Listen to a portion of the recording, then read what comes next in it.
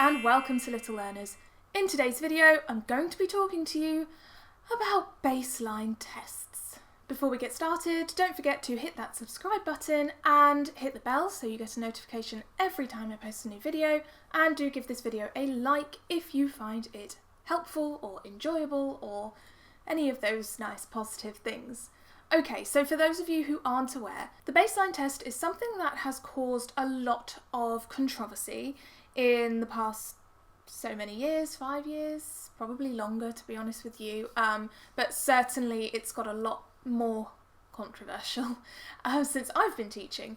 And the reason for this is that many, I would probably even say most early years practitioners do not believe that standardised testing for 4-year-olds is a good idea. Now, the government want to bring in the baseline test.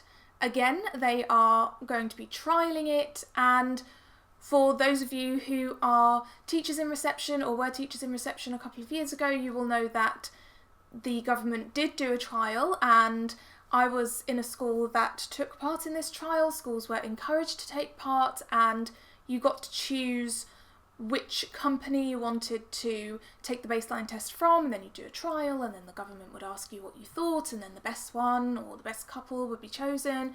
And so I was in a school that did that trial, and I mean, we weren't really happy about it.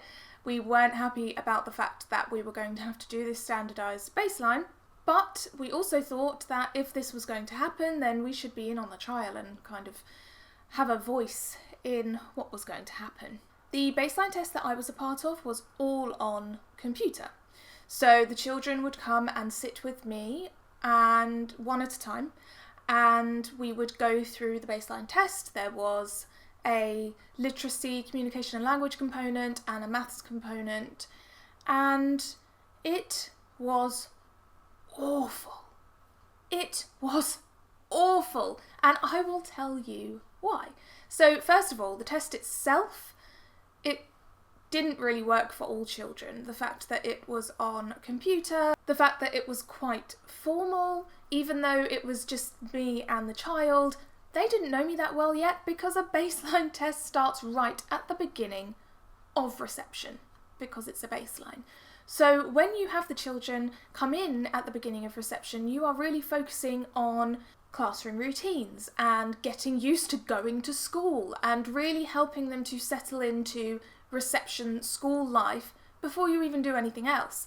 So the fact that we then had to immediately get these children to start doing these tests, which I think were about 20 minutes or half an hour maybe, I can't quite remember, but it was quite long per child. It really meant that this whole settling in period was completely disrupted. And the other thing was that it meant that I, as the classroom teacher, was not in the classroom. It was just a disaster. So I would have to come out of the classroom, go to where our computer room was because we needed a quiet area, and I would take one child out at a time, go through this baseline test. Believe me, by the time you've been through 5, it's really annoying and extremely repetitive, and it was anyway.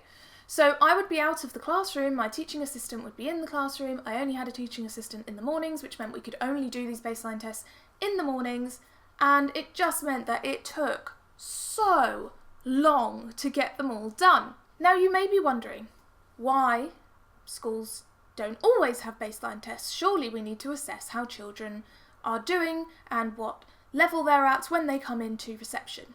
And yes, of course we do, which is why teachers do their own baseline tests anyway.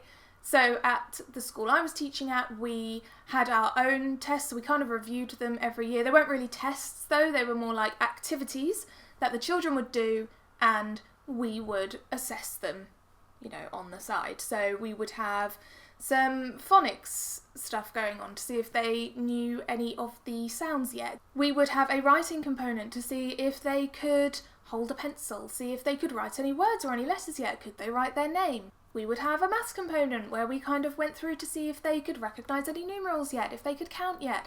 Just things that we needed as a baseline. But these baseline assessments that we did were in the classroom. we could be around the other children, and it wasn't so formal. It was just part of the activities we were doing during the day, and the children would just kind of come and go. We wouldn't do the whole thing all at once, so we'd do a bit of writing and then we'd do a maths one another time. It was a lot more relaxed, and it also meant that teachers were able to design the assessments and do the assessments in the classroom, and it meant that I was always there and I was able to continue making sure that these routines were being put in place and children were settling in, and I could be in there with my teaching assistant, and I could do them in the afternoon when my teaching assistant wasn't there. So I think one of the big things for me with the baseline standardised testing, and with a lot of standardised testing actually, is that it feels as though the government does not trust teachers' judgment. And what I mean by that is that teachers train for a long time to become teachers. You know, we usually spend 4 years at university learning to either become teachers or learning to get a degree and then doing a year of a PGCE to become teachers. There are lots of different routes into teaching, but 4 years is probably the kind of period you're looking at. And so to go through all that training and then to have lots of experience, as teachers have been teaching for a long time, they gain so much experience. They are the ones who are trained and who are capable of assessing a child. And so coming into reception, they know exactly how to assess a child, what is going to be best for that child, and how to monitor that child's progress. They are able to use the assessment criteria that they have decided on to give a child kind of a level at the beginning of the year so that they can monitor their progress towards the end of the year, and of course the school can monitor the progress throughout the child's whole school life. So it's really, honestly, sometimes it feels a bit insulting when teachers' judgment is not taken into account, and that aspect of assessment is being taken away piece by piece at lots of different levels of education. I see it happening a lot, and it's almost like, why are we training teachers then if you don't trust them to do their job? It's really, I don't want to get into this a lot because it really does make me quite cross, but I totally understand the point of standardised testing. To be able to give everyone the same opportunity and same conditions as each other, and it means that you can compare data across schools and across the country. So I completely understand that. However, there is a big difference between standardised tests for a 15 or 16-year-old and standardised testing for a 4-year-old.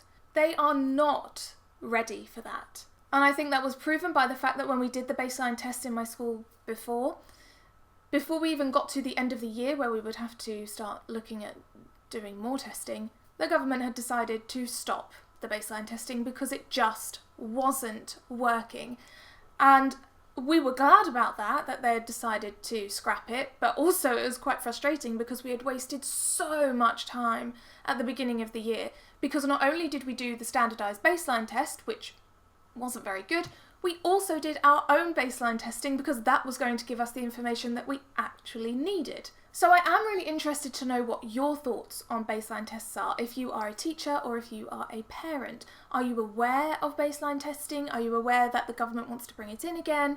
What do you think? Now, the National Education Union is not for these baseline tests. They are against it, and they are supporting any teachers and schools who decide to not take part in this trial, and I do think there's going to be a very limited uptake in this trial this time after the last one was so horrendous. The Union of Head Teachers is apparently for it, but only if it's good, which, makes sense, I suppose. So the whole point of baseline tests is not to benefit the child. It is to monitor how schools are doing from reception to year 2 or year 6, depending on if it's an infant or a full through primary school. So it's only for school data and for the government to monitor how schools are doing. That in itself causes a lot of controversy, because surely we should be finding ways to monitor school progress without it being to the detriment of the children.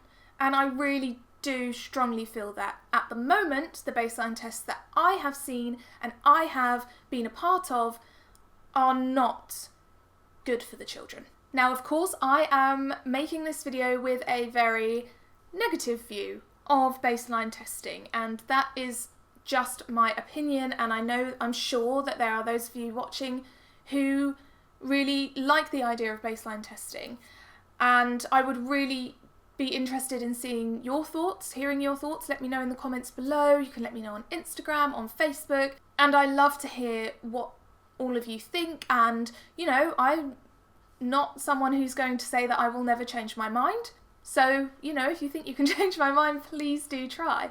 But for me, as a reception class teacher, I do not feel that standardised baseline testing as it currently stands is to the benefit of children. And it is for that reason that I do not agree with it, because I honestly believe that anything we do in school should be to the benefit of the children. And if it isn't, we really need to look at why we are doing it, because the reason we are here in school, in education, as teachers, as practitioners, is to benefit the children and to make their educational experience richer and better and happier. So if there is anything that we think is going against that, we really need to review it and think about how we can monitor data and do all of that stuff that schools need to do without it being to the detriment of the children. So, with all that being said, please do let me know in the comments below what you think of baseline testing. Have you been teaching for a really long time and come from, baseline tests a really long time ago and then gone through the trial again recently? And what do you think? Do you think it works better with standardised baseline testing or with schools doing their own baseline testing? If you are in leadership, how does it affect you when you have to look at your data and report your data? Do you think that standardised testing is going to make that easier for you? How would you propose to make standardised testing work for 4-year-olds so that they aren't negatively affected by it? Do let me know in the comments below your thoughts. Please do give this video a like if you found it interesting. Join the Little Learners family by hitting that subscribe button. Thank you so much for watching, and I will see you next time.